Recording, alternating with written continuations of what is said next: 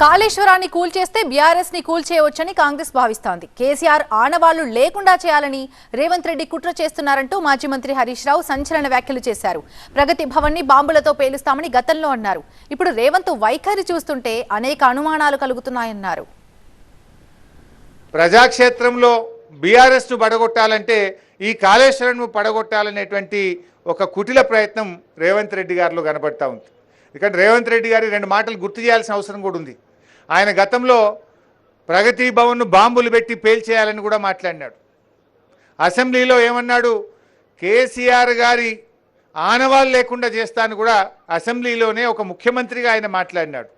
అటువంటి వ్యక్తి దేనికైనా ఒడిగొట్టాడనేటువంటి అనుమానాలు కలుగుతూ ఉన్నాయి. కేసీఆర్ గారి ఆనవాళ్ళు లేకుండా చేస్తా అన్నటువంటి ముఖ్యమంత్రి గారు రేపు కాళేశ్వరం ప్రాజెక్ట్ అనేది కేసీఆర్ కట్టినటువంటి ఒక ఇంజనీరింగ్ మార్వల్. దీంతో ఆయనకు మంచి పేరు వచ్చింది, ఆయన ఆనవాళ్ళు లేకుండా చేయాలనేటువంటి కుట్రలు చేస్తున్నారనేటువంటి అనుమానాలు ఇలా రాష్ట్ర ప్రజల్లో కలుగుతూ ఉన్నాయి. మా మీద ఎన్ని కేసులైనా పెట్టండి, ఎంతైనా హింసించండి, రాజకీయంగా మమ్మల్ని ఎంతైనా వేధించండి, కానీ రైతు ప్రయోజనాలు దెబ్బతీస్తే చూస్తూ ఊరుకోబోమని హెచ్చరించారు హరీష్ రావు. ఇవాళ మేము చేసే అప్పీల్ ఒకటే, మా మీద ఎన్ని కేసులైనా పెట్టండి, మమ్మల్ని ఎంతైనా హింసించండి, మమ్మల్ని ఏ రకంగా రాజకీయంగా దూషించినా మేము పడతాం. రైతుల కోసం, ఈ రాష్ట్ర ప్రయోజనాల కోసం ఎన్ని తిట్లు తిట్టినా మేము పడడానికి సిద్ధంగా ఉన్నాం.